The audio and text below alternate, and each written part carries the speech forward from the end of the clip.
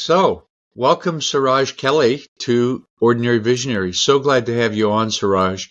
You were in the very last class that I It's taught my in my pleasure, business in Robert. Yeah. 2023.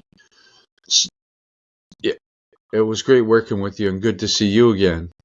So, you asked, hey, I'd like to be an ordinary visionary. So tell us, how are you an ordinary visionary? Well, it is the first time I came across this phrase called ordinary visionary, and I kept thinking, what exactly does it mean? And without going into the semantics of it, in my opinion, all of us have the ability to, create an impact. And if you can make an impact on some people's life, I think you can call yourself a visionary. So in my field, typically I find that most individuals struggle with getting clients, and I feel that I can help them with that. So I can create an impact in that sense. Yeah. And I'm no different from the person whom I'm coaching or working with. So to that extent, I'm an ordinary person who's just trying to help someone. So to that extent, that's the way I would look at a definition of a ordinary visionary. Yeah, that's pretty good. Well, I say you have a vision, you take action to make a difference, which you're doing. And we were in similar fields. I mean, you're in the financial field. I was in the self-employment field, uh, self-employed consultants and coaches and trainers and stuff. But a lot of the things we do are similar, but probably a lot different too. So tell us about your business. What do you do? Who do you work with? How did you get there?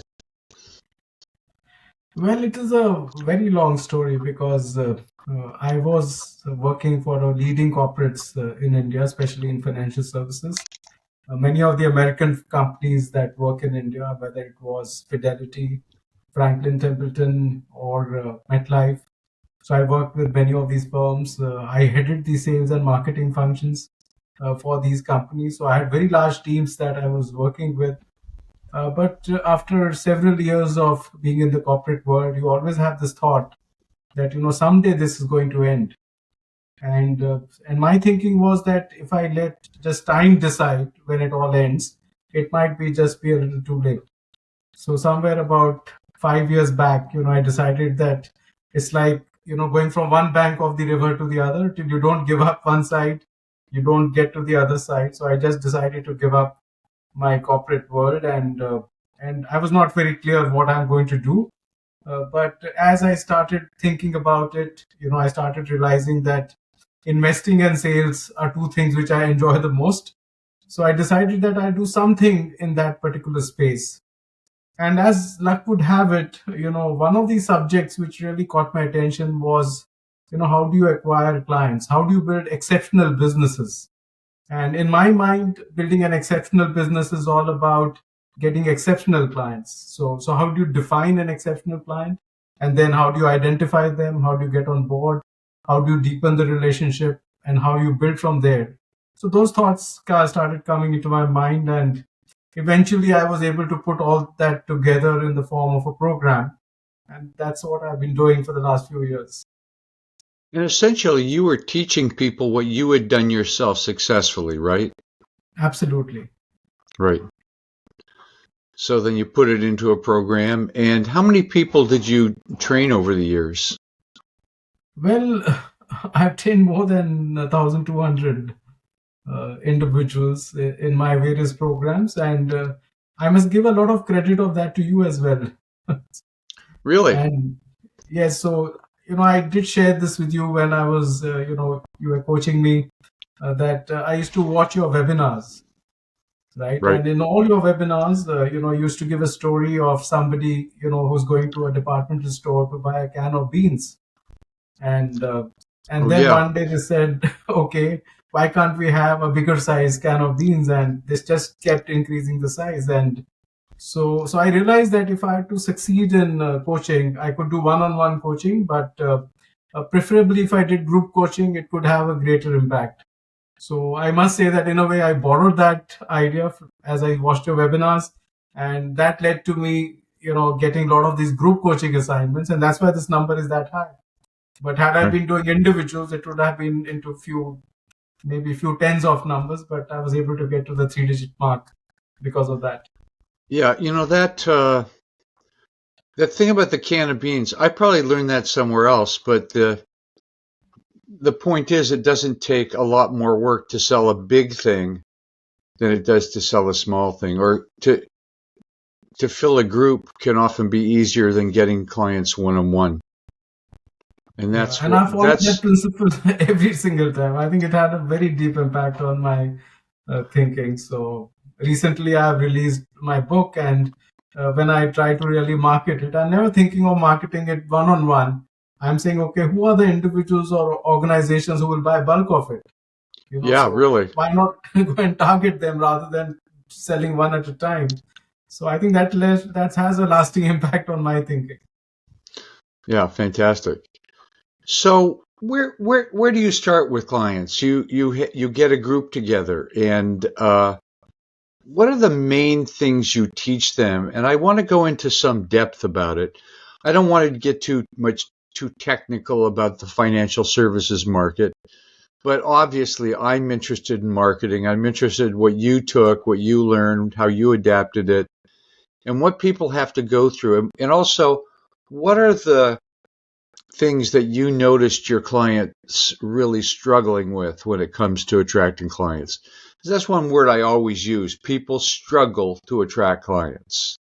They don't have to if they learn how to do it, but people struggle. Well, that's a very good question, Robert. And when I have reflected on this question and I have interacted with a lot of advisors and many other individuals on that subject, essentially I came to a conclusion that client acquisition is not an isolated activity. Many people think it's about making a few phone calls or setting appointments or, building a list together and going into the marketplace.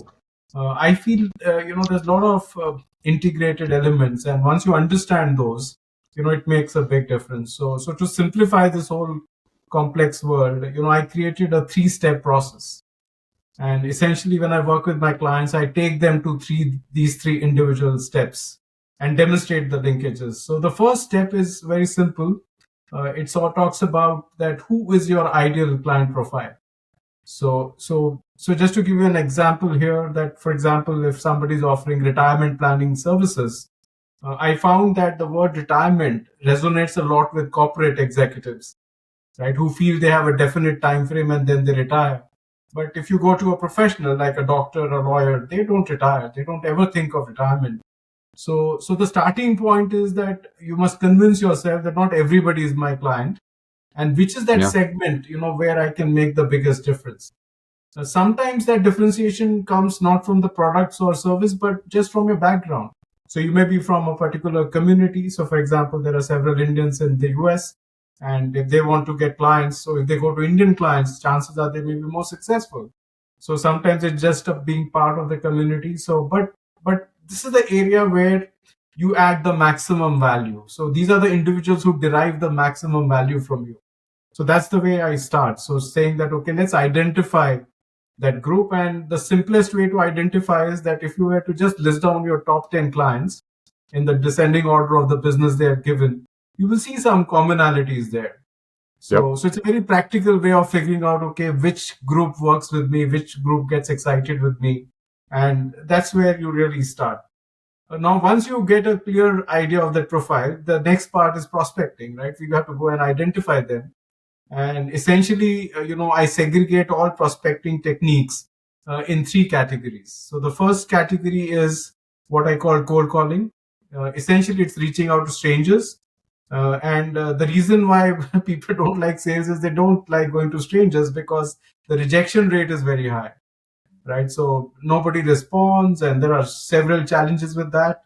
So in my scheme of things, I tell my clients they need to take an oath that they will never do cold calling ever again. Well, that must be Right? relief to people Oh, because they love often it. people think, well, I've got a cold, and you, the only way to get people to cold call is you buy a gun and put it to their head, and that's not going to Absolutely. work. No one's, only a very small people are suited to that. Very small Absolutely. percentage. So it's not a good thing. So that's a Absolutely. relief. Okay, I don't have to do cold calling. They're very happy. Oh, this guy is not going to tell us to cold call, so I don't have to now prepare a great LinkedIn profile or build an ad, do an email burst, no funnel marketing to be done, nothing of that kind. It's really being human with every other individual that you're connecting with. So now, if you're not going to do cold calling, the second level that you can go to, what people call the natural market, I call it affiliations. People who know you or your business.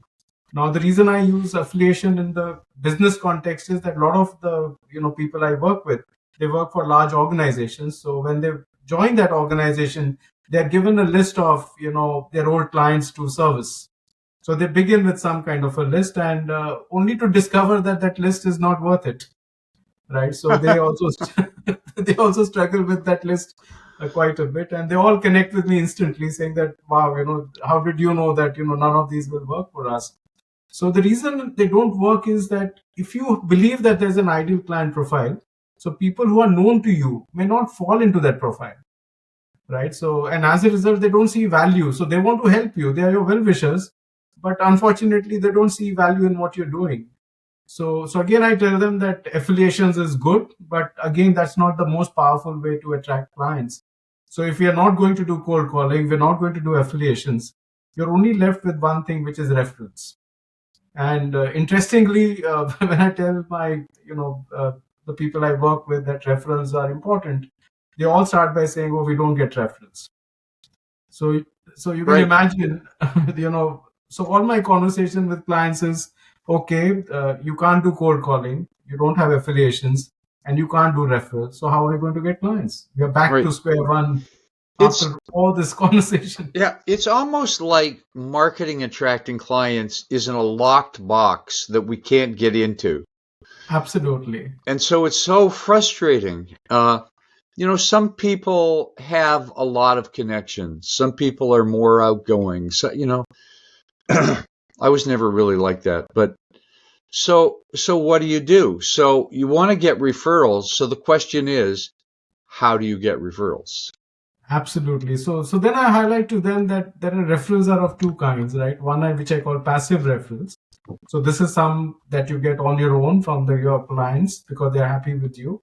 But if you depend on passive referrals, your business will grow very slowly because nobody is going to just get up in the morning and send you a list of referrals, and which you can then call on. So it doesn't work really. Never happened. That never happens. So Yeah. real stuff is really the active referral stuff. An active referral is a skill. So you can learn that skill. So what I've really done is I've spent a lot of my time building what I call the active referral technique.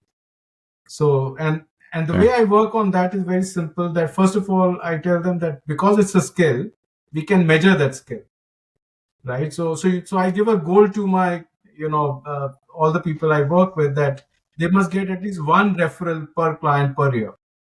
So if somebody is working with 20 clients or 25 clients, their goal is to get 25 referrals. That's they have to seek, and if they're getting those 20-25 referrals, then they have the skill of active referral. So I start with the definition of what that skill means, and essentially, then I realize that it's not that easy to get referrals. So we have to figure out a way to get referrals. So I feel there are some preconditions that need to be met before you Okay. can ask for a referral. And the first fundamental precondition is that, are you happy with my services? So many of my advisors, they take for granted. They say, what do you mean? They feel actually their ego is hurt when I tell them, oh, you have to go and ask this question. So now obviously you can't go and No, just say, let's slow down there for a second. sure. So, is it been your observation that nobody ever really asked that question? No, people do ask for referral, they don't get it. So that's the No, no, challenge. no. Yes, Not that they don't ask for referrals, yes. that they don't ask the question, "Are you happy with my service?" Oh yeah, they just don't ask that question. They They don't. take it No one for asked granted. that. No Why one. don't people ask that? I mean, I understand that. I'm not sure I asked that. we can, we can sometimes we can tell if people are happy with the service because they're saying things. Oh, this really helped me. This is really great. This is really useful. I got that a lot. But when you're helping people learn a skill, like it's a different dynamic when you're preparing their finances, and it's hard to see any results right away. And anyway. So the way I asked them to ask this question is that, hey, I've been working with you for the last 6 months, 1 year, 2 years, whatever that time frame. And would you like me to do anything else for you? Right. So when you ask that question, you get more specific answers. And in fact, several of them may say, hey, whatever you're doing with me, that's fine. But somebody may say, okay, no, I expect you to do, the following. So just to give an example, one of my advisors used to send an account statement at the beginning of every month on how the investments are doing. And so when this question was asked, the client said that, I like the fact I get the account statement on the first day of every month, but I don't like the format.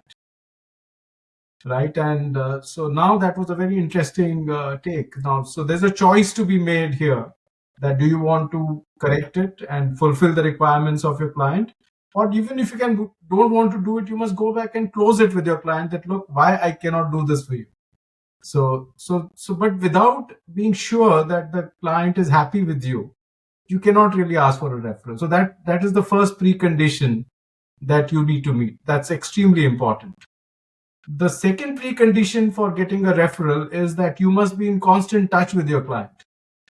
Right. So I've seen many of them, they just call out of the blue and say, hey, can you give me a referral? Yeah. That doesn't work. So what do you mean by constant contact with your clients? I mean, what I did is I send a newsletter every week for 25 years. That's how people never forgot about me. Yeah, what are your suggestions? So my definition of a constant contact is where you have got a response from your client. So every month you should have got some response from your client. So if you've got 3 responses in the last 3 months, then you can assume that you are in constant touch. So we do a lot of, communication that is one way, right? Where we are sending out stuff and we assume that that's the engagement and we are in touch. That of course gives you a brand recall, but some clients may not even notice it. So only if you have got a response. So for example, you wish somebody on Christmas or New Year and they say, oh, Merry Christmas back. Then you know that you are engaged with them.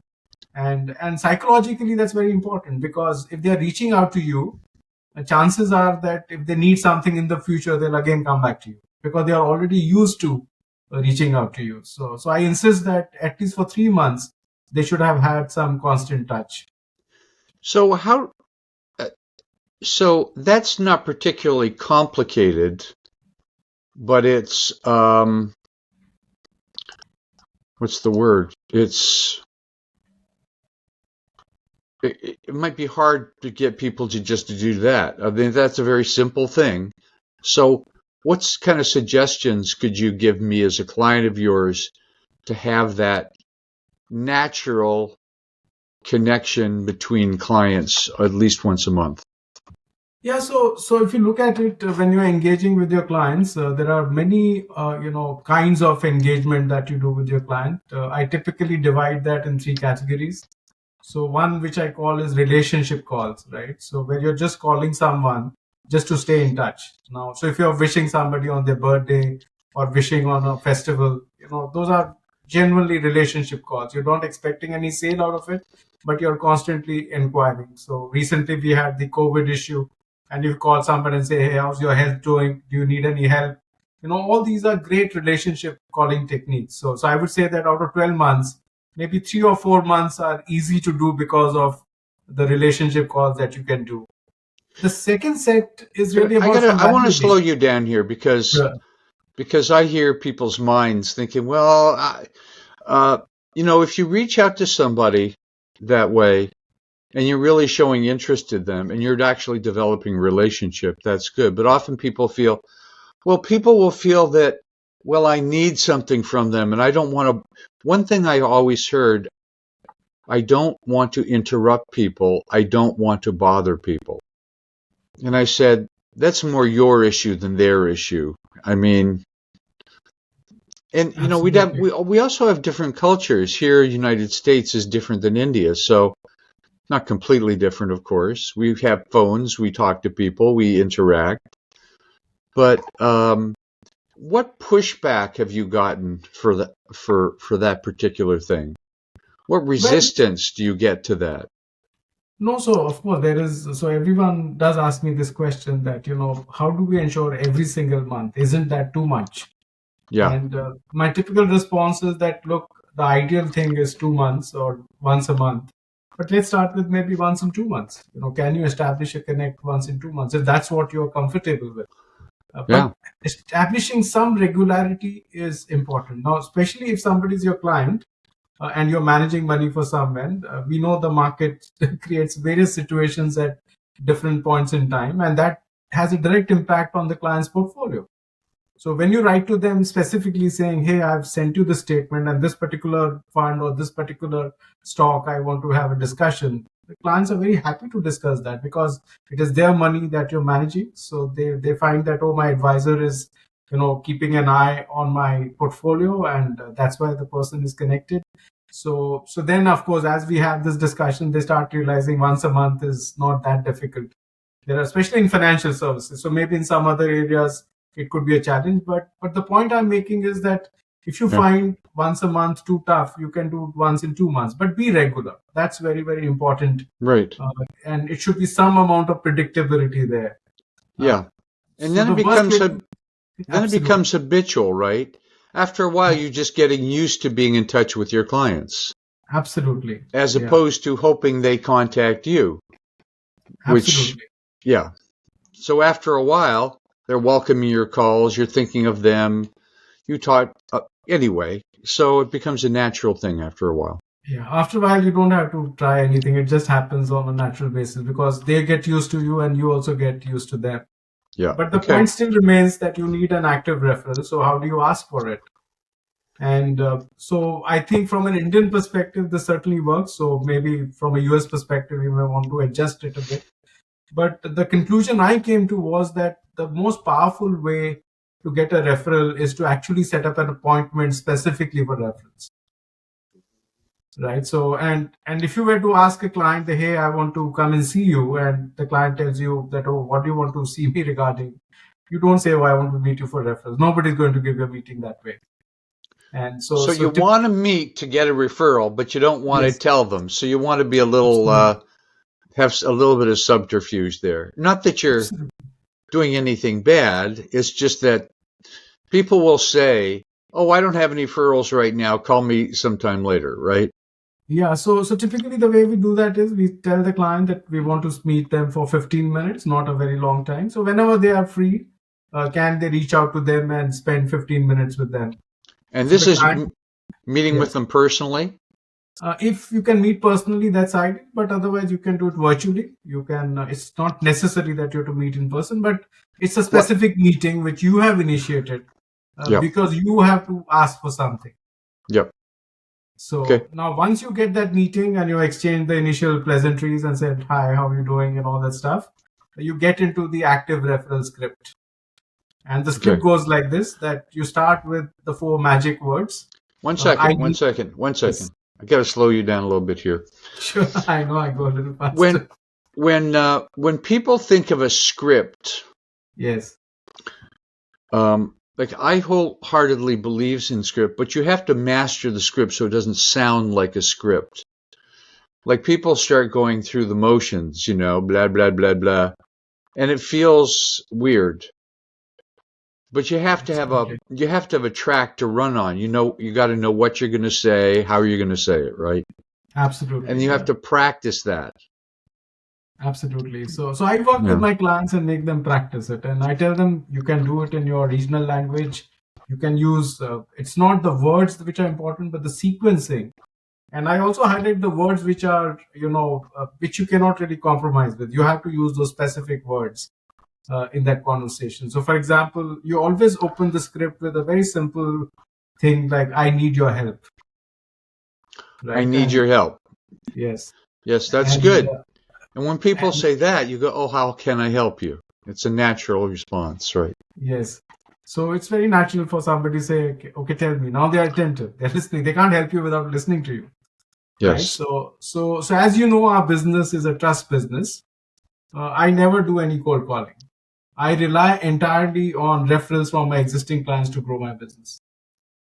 So that's the second part. So you're highlighting to them that the reason you have come all the way is that you don't do cold calling. You only do through referrals. And then you move on. Don't use the referrals again. You say, okay, can you introduce me to a couple of your friends or colleagues who can benefit from the services I've been offering you? So that word couple is important. Can you introduce me to a couple of your friends and colleagues that might benefit in the same way you've benefited from me? That's right. Something like that. And if you're okay with it, I will send you a script. I can send you a note which you can forward it to them. So you make your life, the life of these people, very, easy through that route. Yeah. And that's it. Once you're done with this, you never ask again for a referral. You just end it here. Then for a whole year, you're never going to open your mouth and say, "Oh, I asked you for a referral. Did you give me?" You end it. So in other words, you're not nagging them. You're not nagging them, absolutely. Now, okay, so you meet with person A, and person A goes, "Oh yeah, you've helped me so much. I've increased my net worth. You've really helped me this way and that way, and I have half a dozen people." And sure, but then so it's all the way from that to, "Yeah, you really helped me, but I really can't think of anybody right now." So what do you do when they say that? Yeah, so when they say, "I can't think of anyone right now," you're saying, okay, whenever you get a chance, we can do that. And that's why I said that it's a system, because the first part is, your ideal clients. Now imagine those ideal clients are giving you these names, if they are giving you. So you made a pitch and request to them that give me similar names, right? And now the third part comes in, which I call engagement, that you stay engaged with them, like I mentioned, every single month. So every time, you call them or they respond to you, that they'll also remember, oh, this guy had asked me for referrals. I've not given one. And eventually when they come across someone, you get the referral passed on to you. So my experience has been that half of the clients whom you ask for referral, they don't never give you referrals. Never? Right? Never. But the other half, they give you more than one. So you easily average one referral per client per year. Okay, so you're not talking about the law of big numbers. You're talking about the consistency. So absolutely. If every client gives you one new client a year, you're happy. Yeah, it's doubling your business if you do that. So even if you get 50% success, you have 50% more clients next year. You get 25% success, you have 25% clients more next year. So hold on a second. Yeah. But 1 second, you're missing one thing here. So yes. You give me a referral, and then you contact that referral and said, "Joe referred me, blah, blah, blah, yada, yada, yada, and I'd like to meet with you." Yes. Now, not 100% of those people are going to become clients, are they? Absolutely, yeah. They are going to become clients? No, they won't. So let's look at the mathematics of this, right? That how this really plays out. So let's assume that you asked referrals from all your existing clients, and if you got 50 clients, let's say you got 50 referrals. Now, on these 50 referrals, there's a concept called the conversion ratio, that how many will convert to clients after you have reached out to them. Yep. And conversion ratios will always remain low, right? Because when you're meeting the guy, maybe they don't have the money at that time. There could be other reasons. So what you do is actually you get an ability to make your pitch. So that is guaranteed, because once you get someone through a referral, it's very rare that they will not listen to your story. Because if somebody's saying, "Hey, I work with this guy, he's a good guy, please meet and explore," then they are bound to meet you. So the trick is that once you have got that engagement going, you have to stay engaged with prospects as well. And then the conversion ratio eventually goes up. So my experience has been the initial conversion ratio could be as low as 5%. That of the clients you get, you'll only convert 5 in the first 3 months or 6 months. But if you stay engaged with them, you see that ratio improves from 5% to eventually 10 and 20. So you normally average about 20-25% conversion rate over a period of 12 to 18 months with the referral clients that you get. Okay. But if you don't stay engaged with them, you don't get the higher conversion rate. But if you're starting as a financial planner or a small business owner, I mean, some of these strategies would not work for every business, but if you're in the investment business, maybe the insurance business or other types of things like that. So how does one get started? I mean, I'm starting from ground zero, zero clients, no one to give me any referrals. Where do I, Well, how it's do a you, very how do you suggest people get started? yeah, so it's a brilliant question you're asking, Robert, and let me share with you what I've experienced in reality. So typically, what you will find is that if I was, for example, starting a career in financial services in some form, so in India, for example, the largest sellers for investment products are the banks, right? So typically you are expected to join one of these organizations which already has a client base and they train you on basic product. So if you're very young, out of college, wanting to start off, you go through that path. But typically what I've observed is that if you work for large organizations, at some point, the pressure of getting targets, it gets to you, and then you say, I want to move out. So most of them start off with some list in that sense. Otherwise, of course, you have to start with your affiliations. You have to, if you don't have a client base, then the best thing is to start with people who know you, and that's where you go and introduce and say, "I'm getting into this business," and So there was a very good article. I don't know who had written called "50 Cups of Coffee," right? I So probably told you about that. yes, so I think maybe in Yes. your class itself. So I think that's such a brilliant way to connect with the people that why not look at. So I would recommend something like that you start off with. But Yeah. what is important is that once you get your first 10, 12 clients, so change your perspective. Your client is not about just the business they give you, but it is also the referral value that you can generate from them. And that change in perspective is very important to grow your business consistently. Yeah. Just a little aside here. Have you ever seen the movie with Will Smith called The Pursuit of Happiness? I've heard about it, but I haven't watched that movie yet. It's a story about a young man who wants to get into financial planning, and he goes through training with a company, and he becomes homeless at one point. He has a little boy, and he's trying to just make ends meet. But the guy is so persistent to keep trying to get his first client. And also, but if you saw that movie, you might not want to go into the business because you go, oh my God, it can't be that hard, can it? Sure, absolutely. But he was in a very, very difficult place, but very, very persistent and very resilient. But yeah, let's just talk about the 50 cups of coffee idea a bit more, because this was an article I read a few years ago, and then I copied that and sent it to my clients and said, I recommend you try this for people that you can't get connections with, because in your network of people you know 20 people, maybe 30 people, maybe more. Some people know a lot of people. Excuse me, I'm having troubles with my thing here. It keeps falling out. Okay, so you say, hey, I'd love to get together and have a cup of coffee with you and just catch up with you and see how you're doing. I'd like to share what I'm doing and what you're up to. And most people will say, sure. I mean, if you know them, it could be a relative, it could be someone from work, it could be someone, whoever, anyone you know that you would feel comfortable. And you let people know, here's what I'm up to. You don't try to sell them, but you let them know. And then, and it grows from there. Absolutely. But when you start having conversations, stuff happens. If you're not having any conversations, nothing's happening. So your whole referral thing is getting a conversation as well. And after a while, it gets very easy to get meetings with people. Just because you expect, why wouldn't they want to meet with me? I'm a good guy. I have good ideas. I like to meet people. I like to connect with people. So anyway. Yeah, so the biggest learning that I've had is this, that, if you take away the pressure of closure from your head, that, oh, I have to close this as a deal, Yeah. and you let the flow happen in a natural way. So in fact, in all my programs, I don't train them on any closing technique.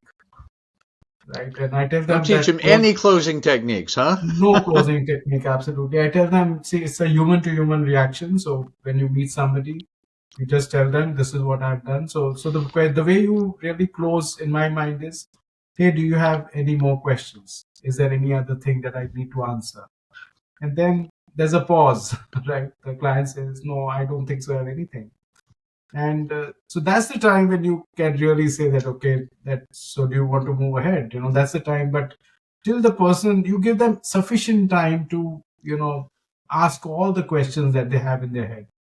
And the best part of this technique is that you get large deals upfront because you've answered every single question of the Right. clients. So when you forcibly close, they'll start small, they'll experiment. They'll not tell you, oh, I'm not fully convinced. They say, okay, let's start small. But so some people believe that's a better way to build business because they can experience you in some manner. But my personal view has been that if you just stay patient, you'll be surprised at how actually large business comes your way right up front. You don't have to go through those stepwise, business build up. But if you Yeah. force close some way, you're bound to lose some business at that point in Well, time. there's the whole dynamic of trust, and there's the whole dynamic of never wanting to feel pressured. You want to Absolutely. feel that you're in an equal thing. So let's say you've made a connection with someone. Maybe you got a referral. You've gone through your referral process, and someone says, yes, you should call John. So you call Yes. John, and John says, sure, I'll meet with you. And you say, I helped your friend Bill, and this is what we did. Essentially, I helped him manage his money more effectively to increase his returns, keep his money safe for the long term, et cetera, et cetera. But I don't know anything about you. So how do you suggest that meeting go? I always focused on asking a lot of questions, really just getting interested. How do you do it? Yeah, no, I think you're absolutely right that you don't really go and now start making your pitch. I think the business is all about asking the right set of questions. Yeah. Right. So my view is that every salesperson, builds their own way of, deciphering, what exactly is expected. So in my mind, especially in financial services, the most important question is, of course, about the financial situation of the person, that what are their goals in life, how they want to really, what are the issues they're facing with their current set of investments, and more importantly, their own experience with investing. That have they been investing, have they been taking those decisions? Because if somebody doesn't know about products, then you have to go down very slowly because they're still not relevant. But if somebody says, hey, I've been investing 20 years in funds, I know all about equity and debt, then your pitch is going to be very, very different. So if you have to really figure out, how you want to go about doing that, it's always a good idea to ask some very relevant questions. And typically, I would always suggest that, when you meet somebody, you say that, look, I'm more than happy to know your situation, your own experiences regarding investing, and then we can take it forward from there. So my favorite question is that the biggest enemy of investments is your own personal biases, right? So if you have been successful with some kind of investment in the past, chances are you believe that future will be about making the same kind of investments. So I've seen people who are very successful in equity. They have a very large exposure to equities. Some who are good at properties, they buy a lot of real estate, and that's what they build in their portfolios. Some of them will swear by gold and silver as the core investments. And incidentally, the risk in your portfolio is actually your own bias. And what I can really help you is make you aware of that bias, and if you feel appropriate, shift a little bit away from that bias. And that's where I bring in a lot of my own experience and expertise as far as investing is concerned. So, and people love talking about their biases. They tell you all their stories about, oh, I Ah, invested in this stock, I invested in this startup, I invested in this real estate. And once they get talking, you have to just sit and listen, and the relationship just gets built very naturally. yeah, I'd really like to underline that because unless they're talking, Yes, they don't, if you're always talking, it ain't happening. But if that's they're right. really opening up to you and sharing, and then you can ask really specific questions. Well, you said this about that. Tell me more about that. about that kind of investment. Well, I Absolutely. did this, I could tell my investment stories. I won't do it here, but I Yes. did this and that, and I decided that wasn't for me, and therefore, dot, dot, dot. And, and then you say, well, what frustrated you the most about that? Now, when you're interviewing people, people like to be interviewed in a way. They like to tell about Absolutely. themselves, right? So, so you get to the end, so what point are you trying to get to before you say, do you have any other questions? How do you sort of get to the end part of to So, see if what the next step might be? so generally, my view has been that if you take an approach of a genuine financial planner, right, where you document some of the stuff that, okay, you mentioned your expenses are so much, this is your current investments, and probably this is the gap that we are seeing in your portfolio. So once you have identified some of the gaps, or you have reaffirmed saying that, oh, I think your portfolio looks perfect, I don't think so you need to do anything at this point. And this actually takes people by surprise, because if you have a framework and if somebody is already sticking to it, you have to be, I would say, very honest and tell the person that, look, I don't think so I can add value today. You're doing pretty well for yourself. And you will be surprised, that you find that many of these clients then pay you by giving you other clients, because they said, look, you spend so much time with me and Yeah, I've yeah. not done any business with you. So my own experience, my son runs a mutual fund distribution business in India. And so there are clients where we have, he's gone and told them that, look, I think you're perfectly fine. And one of his clients has referred at least 7 or 8 clients over time, just because of the guilt that I never did any business and this person spent so much time with me. So I would really underline this fact that if you are very honest about the way you work with your clients, chances are you'll get tons of business. You don't have to be a salesy kind of a person who's forcing. So Well, that's a big relief for people, hopefully, because we have a lot of kind of negative reactions to selling because it feels like pressure, it feels like absolutely. manipulation. Now, I do have one quick story for you. Years ago, when I lived in San Francisco, a friend of mine had gotten into selling insurance or investments or something. And so Sure. he brought his boss with him, maybe two people with him. And they sat down and started to ask me really inappropriate questions to start with. They weren't interested in me. They said, how much money do you want to retire with? Wow. I just started my business. I didn't know. And they were making me feel guilty for not knowing. And it went downhill from there. It Wow. was just, there That's a was disaster. never I didn't feel relaxed. I didn't want to open up. There was nothing, I just feel they were trying to sell to me. Yeah. And so I didn't have a very positive, my experience of speaking to people in that field was not good in general. So if you're taking this more, I'm interested in you, want to get to know you, see if I could possibly help you kind of approach, then people relax a bit more. And that's when they start to say, here's my situation. What do you think? And things open up, right? Especially, when I'm working with independent financial advisors, I always tell them that there's a finite number of people you want to work with, right? And you want to be surrounded with clients who are like you, who have similar values, who respect you. And so why are you in a hurry to build every one of them, on day one? Take your time, make the journey also fun, right? So there is a point at which you are doing pretty okay. So it's now, after that, it's all about the surpluses that you're going to make from there. So once you're beyond that point, at least at that point, you can take this decision of rejecting some of the clients as well.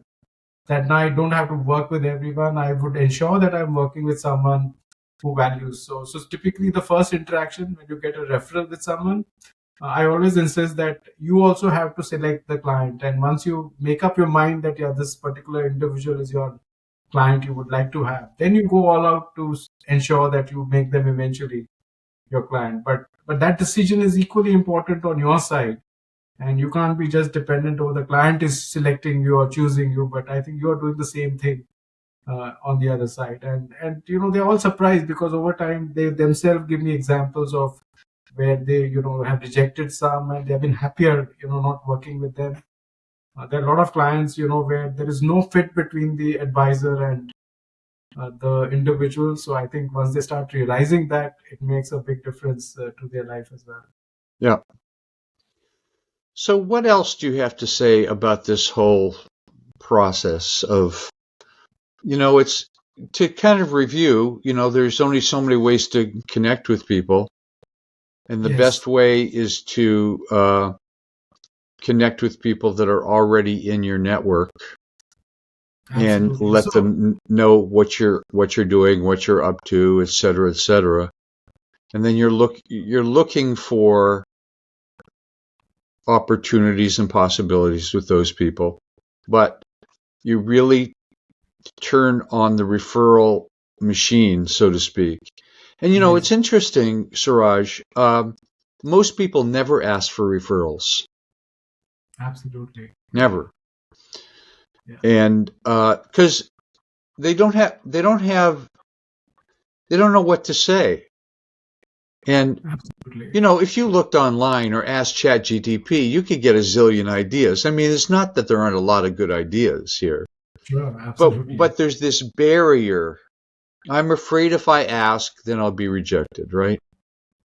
Absolutely. So in my assessment, what binds the whole thing together is a good CRM, right? So I think people underestimate, the need for a CRM. And I'm not saying the complex ones.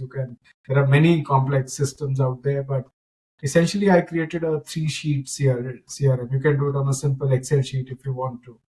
So the first sheet is all about just tracking the number of clients you have and how many you're adding every month. And believe me, once you populate that number for 2-3 months as zero every single month, you'll not sleep the 4th month. You'll realize that, I'm not just getting clients. I have to do something about it. The second sheet is about, where you are, first of all, segmenting your client to some extent, your ideal client profile, in whichever way you want to do that. And then tracking your engagement with them. So what I found was in an Excel sheet, when you add a column for a new month, which is getting added, saying, okay, here's on one column is the list of my 1 to 50 clients. And one column is just saying, okay, have I engaged with them? So what we do is we turn the cell green to know that engagement has happened with that. But all the other cells are white, right? So they're blank. And blank means that, okay, even if I don't get in touch, it's okay. It's not hurting you. So what I did a psychological hack where I said, okay, let's turn all the cells red at the beginning of the month. And you don't want to see any red in your list there. So if you've got 50 clients, you want to get 50 green cells by the end of the month. And that was so powerful, that one little shift that, I want to be in touch with so my client. you had the print in red or a highlight in red? Yeah, so no, I just would take the whole cell and color it red. So that's it. So the whole column was red. That's the way you would do that. You just And when you in, contact them, you turn it green. you turn it green. That's right. So now, your job is every month to get all reds into green. That's your job. That's it. So when you get up in the morning, you're not looking for sales. You're just saying, okay, let me convert all the reds to green. Did you come up with that? Yes. That really is genius. Visual clues are really useful. Very powerful. Otherwise, it's just kind of in your head, or you just see a list, but it doesn't have a distinction. Absolutely. So the red people, you haven't contacted them. The green you have. So let's turn the red thing green. You could create a jingle for that, man. Some kind of. I know. Let's turn those red leads green. Yes. Yeah, that's really brilliant. That I've seen my clients say that, look, that one activity they've just taken up and they're getting transformation in the business because now they're deeply connected with their clients. Every month you're seeing a green against every name. And as a result, you find that, okay, because you're in touch, so when they get some fresh money to invest, they call you. When they get a referral, they call you. And so all the active referrals become passive referrals eventually. It's because now the client has been trained, to give you referrals. You've done all the activities required to do that. Right. So I feel that referrals is all about training your clients to, give you those leads. It's not going to happen on its own. You can't take it for granted, and that's a skill you learn in life. So the secret sauce, if you ask me, for B2C selling success is your ability to get referrals on a regular basis. So that's a single skill you work on, your business gets transformed. Yeah. And the emphasis is to make that the primary skill, because Absolutely. what we do is we do little things here and never master any of them, instead of continually doing that one thing. And then you get better at it. The words get better, the timing gets better, Absolutely. your enthusiasm gets better. You know how to get that meeting. And after a while, and every time you get a meeting, you're closer to getting a client. Every time you get a new client, you're closer to getting more referrals. And then you've got some momentum in your business, right?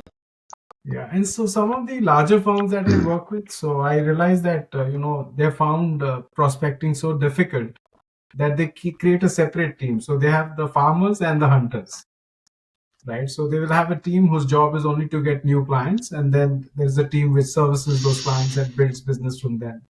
So Right. the cost of acquisition because of that goes up very high for those firms, because you're spending so much on that team, and because Sure. that team experiences so much failure, there's a huge turnover rate in that team. That team is not happy. They're creating actually more mess for themselves and their their prospective clients. So I've been recommending that if you push the same responsibility back to the farmers, right, to get do the hunting as well, and through the active referral technique, you can bring down the cost of acquisition to zero. For your firm, you can save so much money and a lot of wastage that happens, and everybody in the end is more satisfied. And in fact, your current retention level goes up, because your client believes that when they give you referrals, they'll get better service, and they're contributing. So it becomes a mutual give and take, which is going on continuously. And so I think that's how that differential really builds in. So, and that's why I titled my book also as it's a ultimate client acquisition system. It is not one isolated. Show us your book. You showed me at the beginning before we started recording. Yeah, so that is the book here. It's the ultimate client acquisition system for financial advisors. Yeah. And what's the subtitle? So subtitle is From Prospects to Profits, right? Unlocking the secrets to sustainable business expansion. Right. So you just came up with that, and it's on Amazon. You can get in the U.S.? Yes, you get in the US as well. Yeah. Great. The miracle of You can read Amazon. it on Kindle as well. So you have many options to read that book. Yeah. Right, right. I had a number of clients that say, well, I love doing my work, but I just don't want to do anything to get clients. Could I hire somebody? And then your cost doubles. All of a sudden you have to make twice as much money. That person isn't going to work for free. And so it becomes very problematic unless you find a system, you work the system, and you make it into a bit of a game, right? Absolutely. Like I love that sort of game of turning the red to the green names. That's brilliant. I wish I'd had that.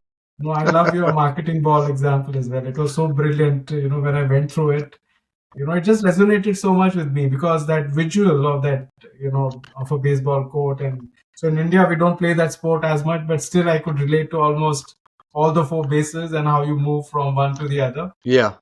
The people listening to this may not be familiar with marketing balls, so we won't go in it. But I use a baseball diamond as, you go up to first base, and then you get interest, and then you get to second base, and you get an appointment, third business, so, and then you ask, well, where are the people in my network on the baseball diamond? And you realize they're nowhere. I'm not even talking to them. So you got to get them in the game and start connecting with them and moving them around until they say, okay, let's start working together. Yeah. Do you teach people the baseball diamond thing too? I may not use it exactly in the same words, but I have a very similar approach, because what you have done typically is starting with the ideal client profile and then move to, the prospecting through active referrals. So it's exactly the same. You're moving them through that, through the diamond from one base to the other. You're doing almost similar things. Yeah. And but yeah, so I've seen so many of your webinars. It's not funny. It's like maybe you may not remember much of it, and I can describe now a Right. lot of the stuff that it I was have such all a the impactful piece. PowerPoints of those on my computer still. God knows what will happen to those. Yes, that's amazing, actually, Robert. Yeah, So, Suraj, it was really fun to interview you about this because I like the topic. I'm interested in how sure. all of that works, and I like how you've really simplified it.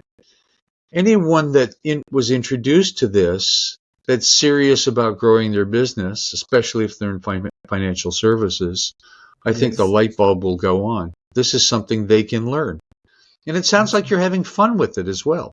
Oh, I just enjoy it. It's something which I'm very proud of, and I just love doing it. It's And as I mentioned, the whole idea. So there is in Indian mythology, there is there's a way you lead your life. So you're born, that's your first stage in life. Then you get married, educated, you lead, a decent life. We call it the grahasthashram. Basically, you're with your family and friends, and then you have to transition to, give up the world at some stage, right? So the transitioning before, you give up completely is a stage which we describe as vanprasth. Vanprasth means that you're detaching. And in that detachment mode, you're supposed to give back everything, right? So I believe that when I wrote my book or I do my programs, I'm just giving back all the learnings and insights that I have, Yeah. and preparing myself for the last stage, which happens after a few years. And you say, okay, now even that's not required. You've already given it up. You don't want your knowledge, your insight to be in a cave. Some archaeologist coming and then digging it and discovering, oh, I found something here which was very valuable. But you want to be talking about it, and that's what I do, and that's why I enjoy it a lot, because it's not about the rejection. It's not about somebody accepts it or not. You're always telling them that there is a way, and this way worked for me. Would you like to try? That's exactly what we are doing, and I think that's very powerful way to share with people. So I would say your ordinary visionary program is also exactly that. You really brought out the best of so many of us through this, and I was amazed. I thought, okay, you have given up. Now it's you've done all your coaching, but I think you're doing more work now than what you did ever in your coaching days. So it's remarkable. So you've been a great role model for me personally, and I'm very thankful to you for that, Rob. Thank you, Suraj. Thank you for taking the time to do the interview. I really Yeah, enjoyed it. yeah, my pleasure. Thank you.